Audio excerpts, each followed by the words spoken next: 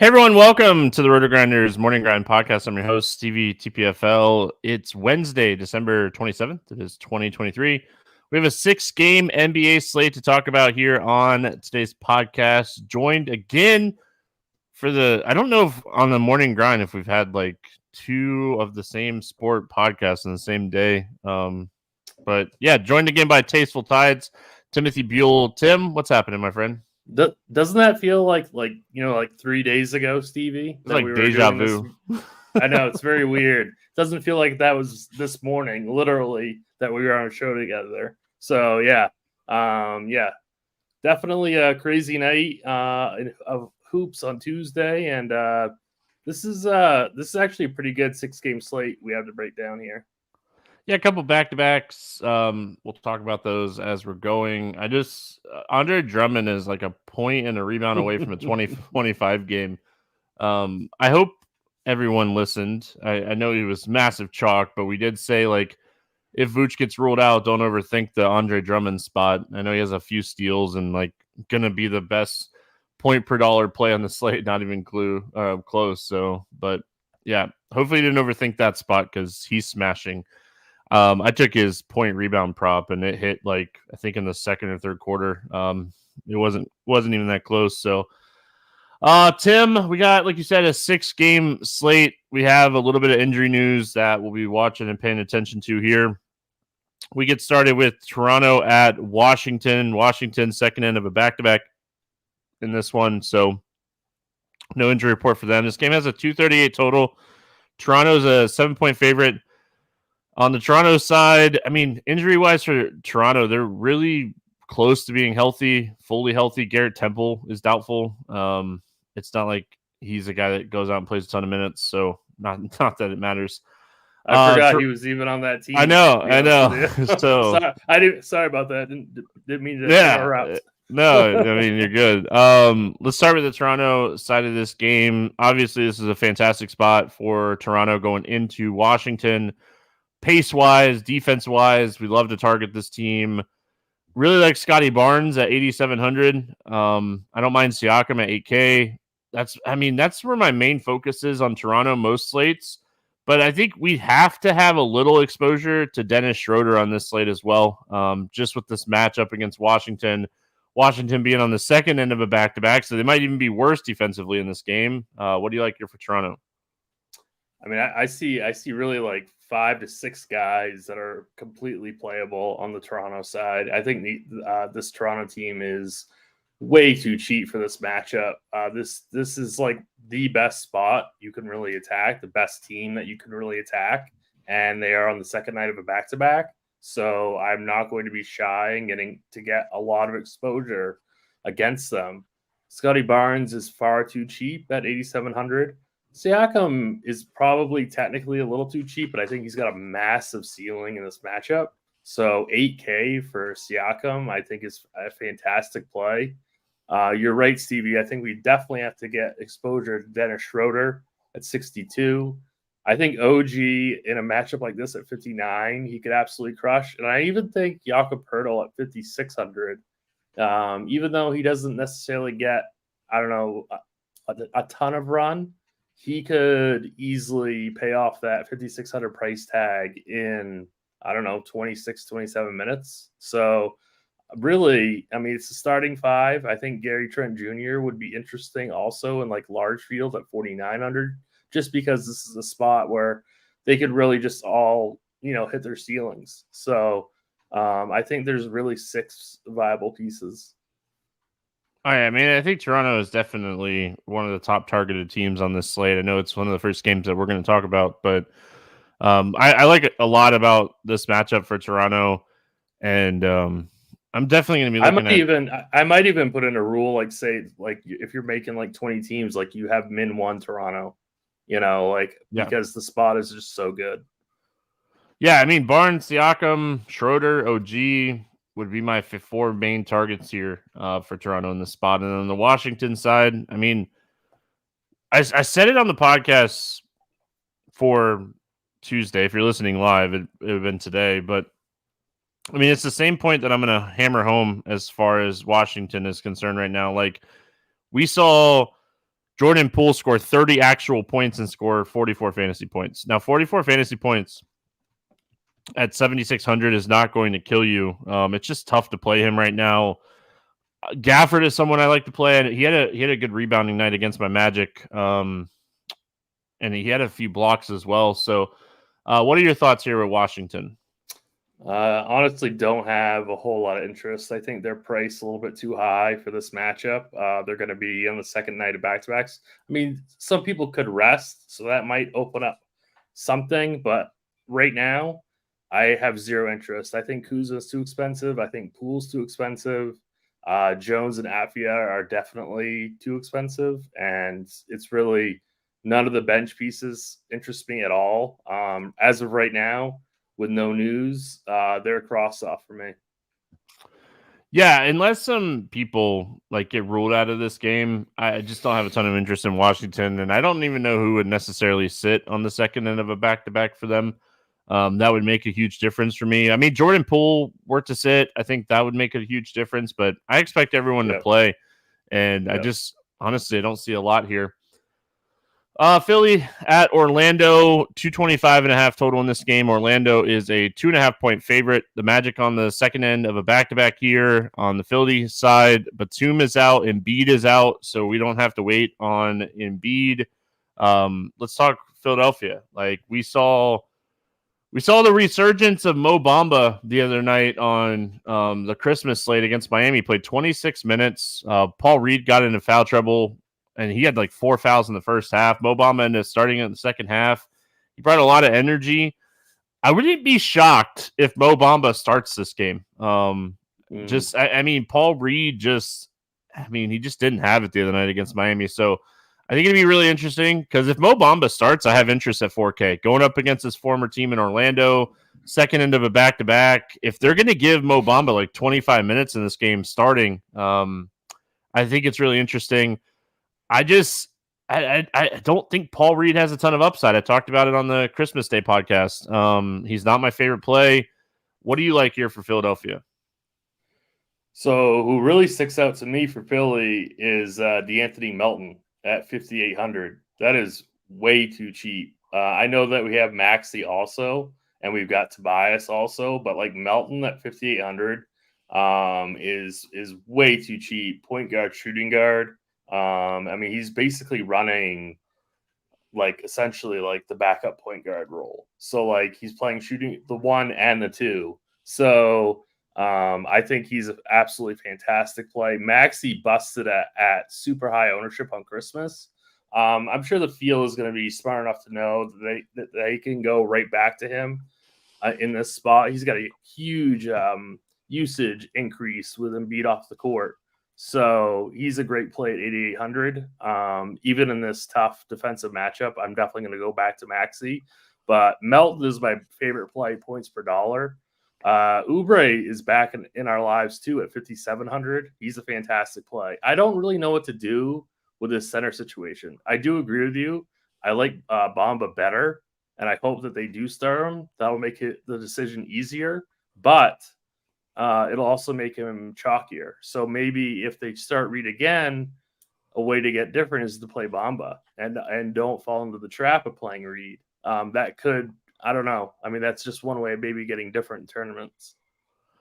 Yeah, I mean, so I watched a lot of the Philly game the other night. It was Christmas Day, and what else are you going to do when your kids are sleeping? So, right. I mean, like for me on the Philly side of things, I love the Melton call. He's someone, look at his assist prop when it comes out, because his assist prop the other day was like 3.5 at plus money. His assist rate I bet that too. Yeah, his assist rate goes way up. His points rate, just everything kind of goes up for Melton with Embiid off the floor, and we already know Embiid's out. So, really like Melton. Tobias Harris is too cheap. He's probably $3,000 too cheap with Embiid off the floor, and I know that's exaggerating a little bit, but I think Tobias should be like a 9K player when Embiid's off the floor. His usage is insane. He's playing a ton of minutes, so really like Tobias. Yeah. And Maxey, I'm going to hammer home what you kind of said. Like, He played 44 of 48 minutes against Miami the other night. Like, he just had his worst shooting night of the year. Like, he shot 20% from the field and made 1 of 8 threes. And I don't know how much I love Oubre. Like, Oubre kept Philadelphia in that Miami game. He had some big shots. He was just in rhythm and hitting some threes. So if Oubre is chalky, I'll probably pass. I think I think he's gonna be popular. I think that whole range of Harris, Melton, and Oubre, and then Reed, Bamba are going to be extremely popular. Yeah, did Desmond Bane just get there? Oh, I love that guy. Sorry, he hit a 3 there, and he was at 23 points forever. If anybody else is sweating the Desmond Bane point prop, but the dude had 17 points at half and didn't do anything in the second half. But just one last time on the Phillies side, I know this is a tough matchup when it comes to Orlando's defense, but they're on the second end of a back-to-back. So I think that I'm okay a little bit more here with Embiid being off the floor. Really love the spot for Tobias. And I hope Maxey is just overlooked because he busted it for everybody on Christmas Day. He was the Grinch. So there you go. Orlando side, I think I'd be a little shocked if Wendell Carter Jr. Plays in this game. They've been kind of easing him back condition wise. I know they only gave him, I think, like 21 minutes against Washington. Dude, Franz Wagner, we talked about on the podcast this morning. The guy is he's doing everything. And like this is not like the greatest matchup for him, but man, that guy is so good. Banchero had a good game. Anthony Black had a really good game. I almost played him, and I was did you? I was like, don't be stupid, don't play him. I almost played him. Oh man, it wouldn't have been stupid. But I mean, if you could go back on all those decisions throughout your like DFS career, you'd be a millionaire. But what are your thoughts here on the Magic? Yeah, definitely that Wendell Carter news is going to be interesting because if he doesn't suit up, I would assume that Mo Wagner would be a fantastic play, right, Stevie? 5,100. So like, he would crush like Bamba and or Reed. So the thing with Mo Wagner and Goga is they just kind of play the hot hand. So whoever's like playing better.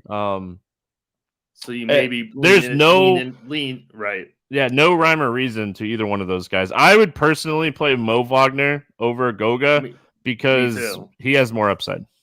Yeah, that's what I was thinking also, but I know that you really follow the Magic, very closely. So I wanted to ask you. I would lean to Wagner if Carter's out.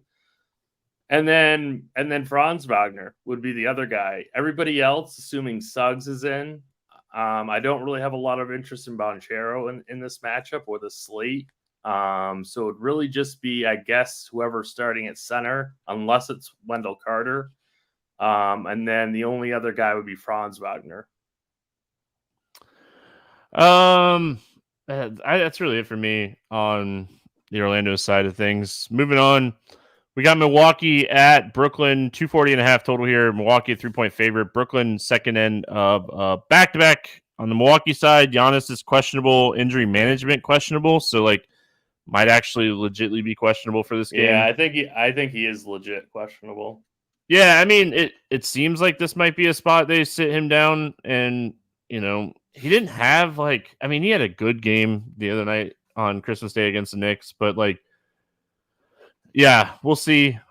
He makes a huge difference if he's in or out here. If he's in, I don't necessarily have a ton of interest in Milwaukee. Maybe a little bit of Bobby Portis. I'd love playing Bobby Portis at mid fives at low ownership because he just smashes randomly. But yeah, I mean, if Giannis sits, Lillard becomes one of the top plays on the slate. It would be a bump to Middleton. It'd be a bump to Portis and Brook Lopez. Malik Beasley would get a bump at 4,900. So Giannis in or out matters so much in this game. Yeah, it matters for the whole slate too. It changes the whole dynamic of the slate. But yeah, Lillard would probably be the top play on the entire slate, other than maybe Luka. But yeah, you'd have to get to Lillard, a ton of him if Giannis sits. I mean, really, I'm Milwaukee. If Giannis plays, it's potentially taking shots on Giannis. Or, like I said, I like Portis. You know, you use him at that forward position, and he has a good game randomly. So I like him for large field tournament stuff. Yeah. On the Brooklyn side, they're on the second end of a back-to-back here. I don't expect anyone to sit. Maybe like a Royce O'Neal gets a day off or something, but like I don't expect anyone to sit here for Brooklyn. They played Christmas, or like 2 days before Christmas, right? On the 23rd, and then they played tonight. So like they had a couple of extra days off going into this back-to-back. So I expect everyone to play. What do you like here for the Nets? Not really my favorite team today. Not really that much that I like. I guess Bridges would be okay at 7,400. Cam Johnson at 5,900. I think it has a decent floor. Claxton at 6,800, but he's really been splitting with Sharp. So, like, I don't even know if I want to get involved with that situation. So, maybe, I guess, Bridges, but nothing I really love in this spot, despite the high total. It's a very high total, but I don't really see anybody that I want. Yeah, I mean, we love the Milwaukee matchup, right? Like, this is just a spot where this is a team to attack this year. I could see playing one of Thomas, Bridges, or Dinwiddie in this spot. I guess actually, sorry, Steve. I guess actually Dinwiddie would be the play, because that's who Dame would guard. It'd be him Dinwiddie or Cam Thomas, yeah. So yeah. I mean, one of these three guys, I could see playing them. Like Cam Thomas had a monster game earlier this year against Milwaukee. Bridges went off in that game as well. And I think Dinwiddie had a really bad game. Like Cam Thomas, if I remember correctly, someone can quote me if I'm wrong, but he scored like 40 plus actual points against Milwaukee earlier this year. So I think one of those three guys, maybe two of them, like if Giannis sits, right? If Giannis sits in this game, and we expect this game to be uber competitive, a lot of value on the Milwaukee side, I could see playing like two Brooklyn players just to kind of game stack this up. It's a huge total. You're not comfortable with it because like Brooklyn gets production from so many different places, and like the rotations are really tough to figure out. But if Giannis sits, I have a ton of interest in this game just overall. If Giannis plays, I don't mind looking at like a Dinwiddie, a Thomas, or a Bridges still, but it's not as much of a game stack for me as it would be if he sits. Yeah. All right, New York Knicks at OKC taking on the Thunder. 238.5 total here. Thunder a 2.5 point favorite. Thunder on the second end of a back-to-back. Mitch Rob remains out, and Sims is out for the Knicks. Let's start here with the Knicks. What do you like here for New York? Yeah, I mean, I know it's going to be the second night back-to-back for OKC, but I mean, they're still a top 10 defensive team. So this game is not very appealing to me from the Knicks side, at least. I do think that RJ Barrett is too cheap. I think Jalen Brunson certainly has upside. Randall does too. They're kind of priced correctly for the tough matchup. So you do get a bargain by playing them, but I just don't think it's a very good spot. So I don't know. Like they continue to play Hartenstein good minutes. He's at 5,700, but he's center only. So I don't know if I want to take up that spot with him. So I'm not really sure if I really like the Knicks so much in this matchup. I don't mind Hartenstein. Like if you just think about like the rotations for the Knicks in general, like Sims is out, Mitch Rob is out.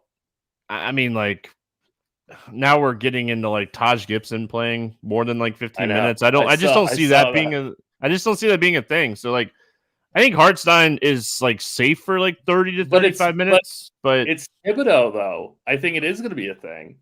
Yeah, I just don't see Hartenstein playing more or like his ceiling is probably capped at like 40, 45, and like what you're saying at center eligible, probably not enough. And like we're potentially getting value in the Philly game, like if Mo Bamba starts. So like I'm probably with you on not playing him. I don't think he's a bad option necessarily. Jalen Brunson, just a guy that I love to play. No one likes to play Jalen Brunson. I'll keep playing him. Love this spot for him. Really tough matchup. So I think his ownership would be really low. And then I don't hate RJ Barrett. When he's shooting well, he has some upside. He's 5,800, but he'd be a large field tournament play only. I like Brunson. That's really it for me on the Knicks. And then on the Thunder side of things, they're going second end of a back-to-back. I know, was it Jalen Williams? Somebody got hurt in this game on Wednesday night. I think it was Jalen Smith for the Pacers. That's what was throwing me off. Knew it was a Jalen. Talk to me here. What are your thoughts here on the Thunder? Yeah, so the Knicks have been so bad defensively without Mitrov. I mean, they're like second or third worst in the league in their last 10 games. I mean, this is a completely different defensive team. So I love getting to SGA or Chet or even guys like Jalen Williams. Like those three guys are firmly in play. This is not the same Knicks team that we're used to seeing. So I absolutely love them in all formats. Yeah, I mean, I don't mind taking some shots here on the Thunder, but Dean wants to know why you're ignoring him in Slack. Tell him because he picked a bad squad pick. He mushed the entire community like in a big time way. I mean, that's why he's ignoring you, Dean. But yeah, for me on the Thunder, like, I mean, they're playing such good basketball just in general. Like, it's tough. I mean, SGA has ceiling, it seems like every single slate. We did see like finally like Lou Dort kind of get it going a little bit. But like Giddey ended up like playing 25 minutes in that game. So I just don't trust Dort on a night basis. But if he's going to get 30 minutes at 50, what is he, 51 or 50? He's up to 5,500 now. So yeah, I think it's SGA. If you're going to run, too. Yeah, if you're going to run some Thunder, I think it's SGA. That's really it for me. I really want to bet the Thunder. Yeah, I mean they're playing. Gosh, they crushed Minnesota. What are they -2.5? They're like 2.5 right now. I'd love to get 2. If I could get 2, they're -2.5. They opened at -2. It's been bet to 2.5. Yeah. All right, we got Phoenix and Houston, 224.5 total in this game. Phoenix is a 1-point favorite. We do know that Houston's on the second end of a back-to-back. It seems to be the case for this slate. Bradley Beal, Damian Lee, both out. Nurkic expected back in this game for Phoenix. Let's start with Phoenix. I mean, first of all, like, one thing that I got absolutely wrong on Christmas Day was Matu. He smashed. Mm-hmm. He played with so much energy. Like, Phoenix was so out of that game, and then it became really close, and then it became really good, and then it kind of got away. But Matu did he start that game? I don't remember. I can look it up on Court IQ, but I can't remember off the top of my head. I know that he played phenomenal. And I think he started the second half. He did not start the game. Eubanks started the game again, and then Eubanks lost all his minutes because Matu was smashing. What are your thoughts here on Phoenix?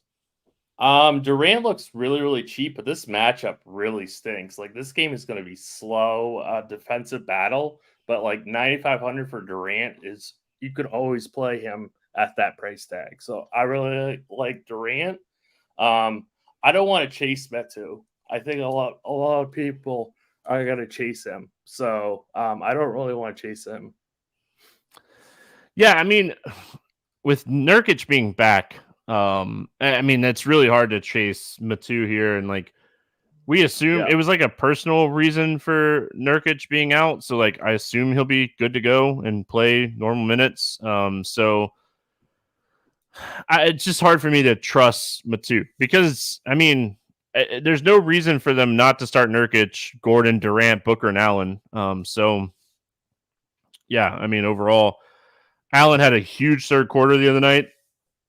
That's why he had 40 something fantasy points. Yeah, this game's gonna be so slow though. Eric Gordon back in Houston. Okay. I'm gonna pass, but he is back in Houston. Me too. Eric Gordon moving to the starting lineup has kind of hurt him a little bit. Oh yeah, it's really bad for his usage. Yeah, you don't like Booker and Durant. Yeah, I don't have a ton of interest in Phoenix. I don't mind the Durant call, but yeah, I mean, he broke his streak of 25 points in a row the other night. On the Houston side, Sengun just smashed. He just had a monster game here on Tuesday. What are your thoughts here on Houston? I think you could go back to Sengun, especially facing Nurkic. 8,400 is way too cheap for his ceiling. FBV 81, I think, is good.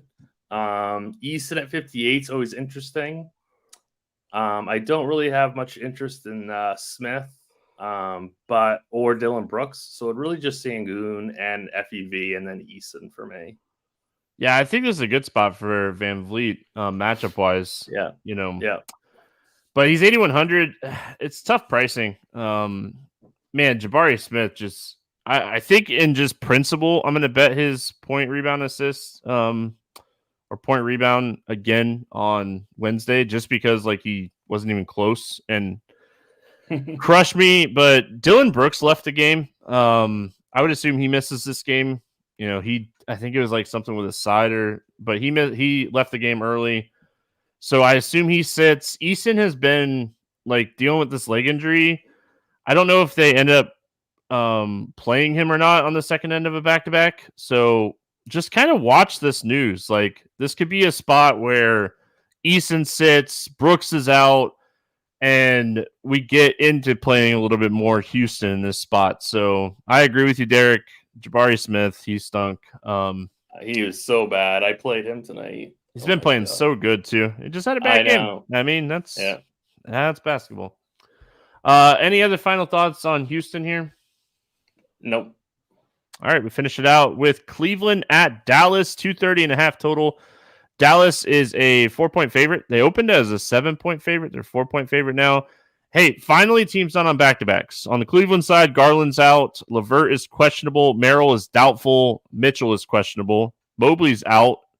On the Dallas side, Luka is questionable, quad soreness, and Kyrie is out. I don't know if that's why the line has moved so much, but I would assume Luka being questionable would definitely move a line.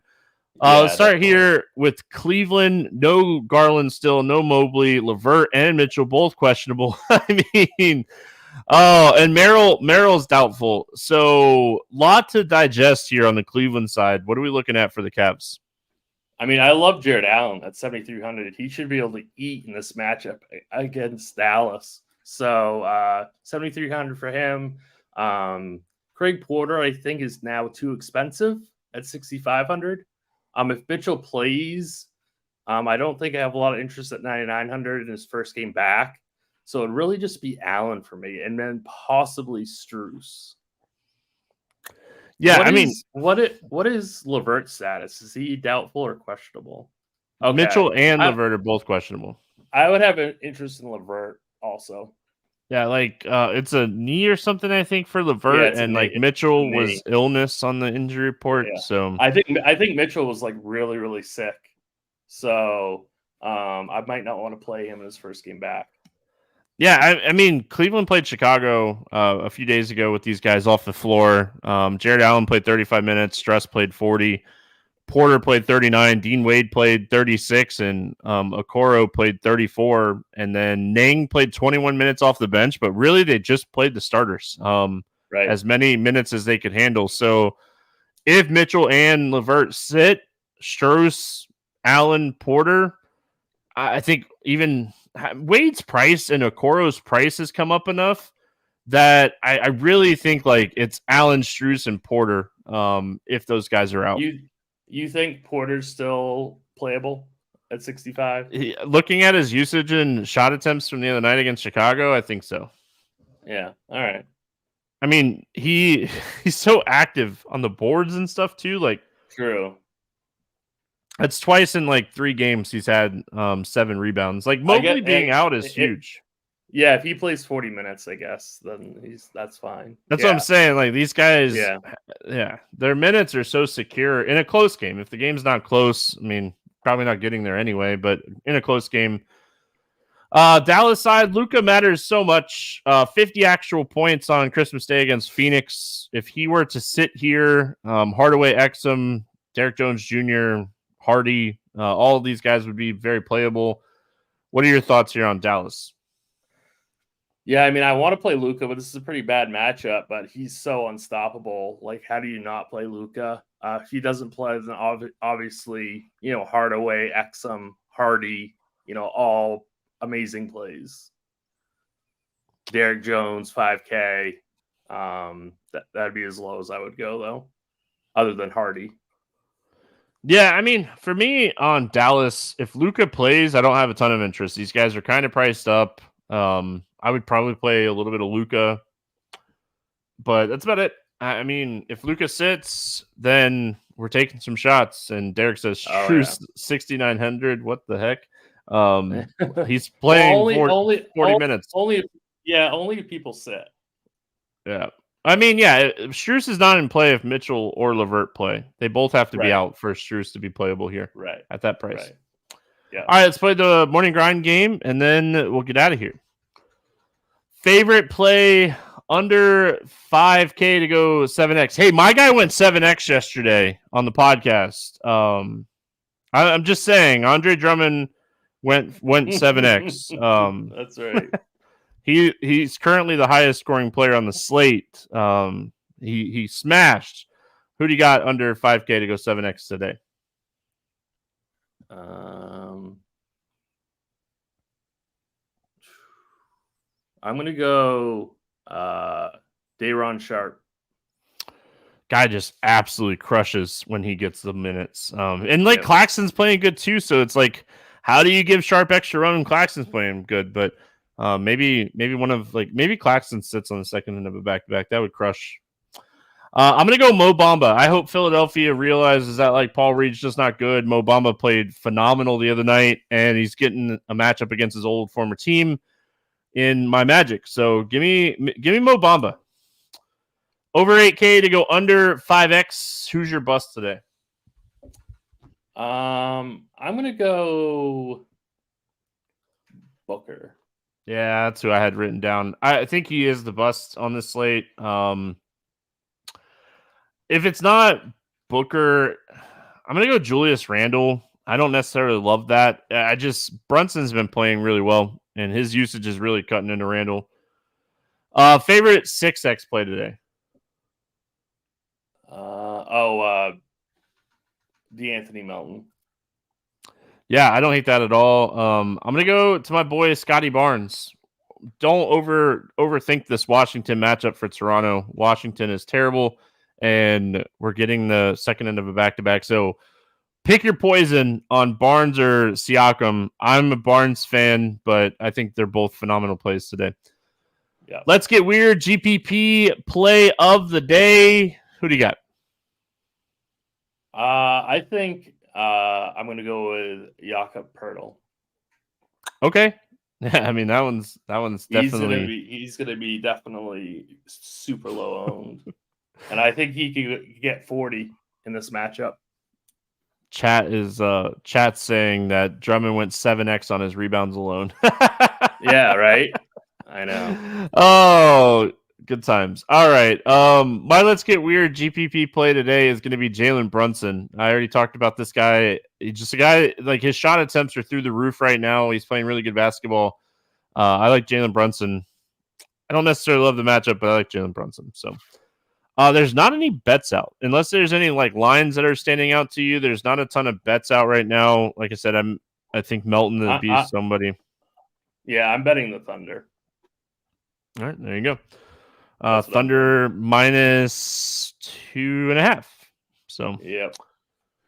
All right, that's going to wrap it up here for Wednesday. We're back tomorrow. We got NBA for Thursday's slate, and Week 17 NFL podcast tomorrow as well. So appreciate everyone hanging out with us. Good luck in your contest, and we'll see you again tomorrow.